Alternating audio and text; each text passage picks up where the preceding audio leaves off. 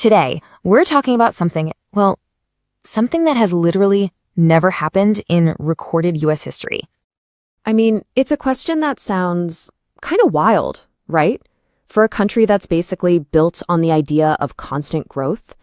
But for the very first time, it's a question we have to ask seriously. That's right. If the current trends keep going, 2025 could be a major turning point in American demographics. So the big question is, how on earth did we get here? Okay, so to really get what's happening, we need to start with some super simple math, the basic equation that decides whether a population grows or shrinks. You know, it all really boils down to just two things. First, you've got what's called natural increase. That's just the number of births minus the number of deaths. Simple enough. And second, you add in net international migration. That's just people coming in minus people heading out. And that's it. That's the whole formula. All right, so let's look at that first piece of the puzzle. From about mid-2023 to mid-2024, the U.S. saw a natural increase of roughly 519,000 people. You can think of that as our growth buffer for the year. But here's the thing, and this is really important. That buffer, it's historically pretty small. I mean, it's a really modest cushion. And with a margin that's slim, the entire population trend becomes super sensitive to what's happening on the other side of that equation, migration. Which brings us to the real heart of the story, because after years and years of migration being the main engine of U.S. growth, we're seeing a sharp, sudden reversal in those trends this year. So why the big change all of a sudden? Well, it's really a combination of policy and economics. You've got tighter enforcement and recent policy changes, which mean fewer new arrivals. The job market has softened up a bit in some areas, so there's less of a pull factor. And at the exact same time, more people are leaving. It's like a squeeze from both sides. And the result of all this is a forecast that honestly would have sounded crazy just a couple of years ago. Net migration could actually flip negative. I mean, think about that. More people could leave the U.S. than arrive.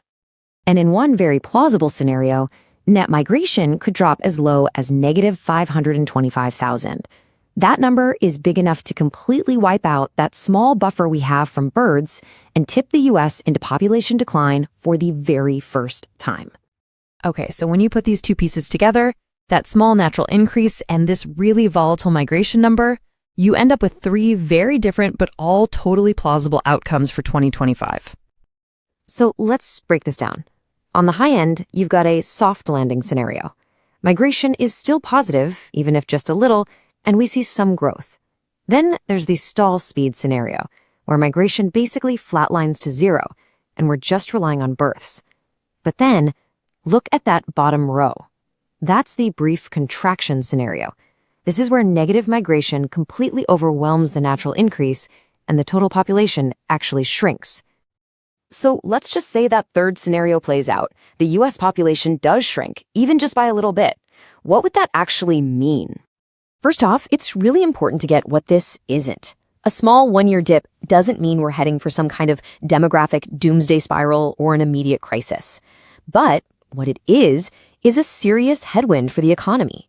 And maybe more than that, it's a huge symbolic break with America's entire history of nonstop growth.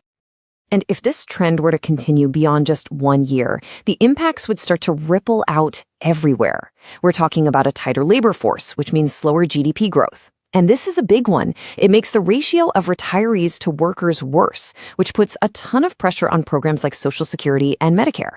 It basically acts as a long-term brake on the whole economy. But of course, a national number doesn't tell the whole story, right?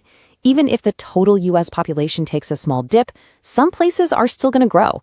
I'm thinking of the Sunbelt states, places like Texas and Florida that are still pulling in a lot of people from other states. This whole potential turning point obviously brings up a huge question. Is this just inevitable? Or are there actual policy choices that could change the direction we're heading? And the answer is, yeah, there are definitely levers that could be pulled. They kind of fall into two buckets. On the immigration side, you could focus on stabilizing the flow of people coming in legally, maybe modernizing visas, and definitely cutting down on backlogs. Then on the domestic side, you've got policies that support families. Think things like childcare, which could help nudge birth rates up over the long run. The main takeaway here is that this isn't necessarily a runaway train. So we've got these three possible scenarios just hanging in the balance. How do we know which one is going to become reality? Well, here are the key things you'll want to keep an eye on for the rest of the year. If you want to track this almost in real time, you can watch the monthly surveys of the foreign-born population.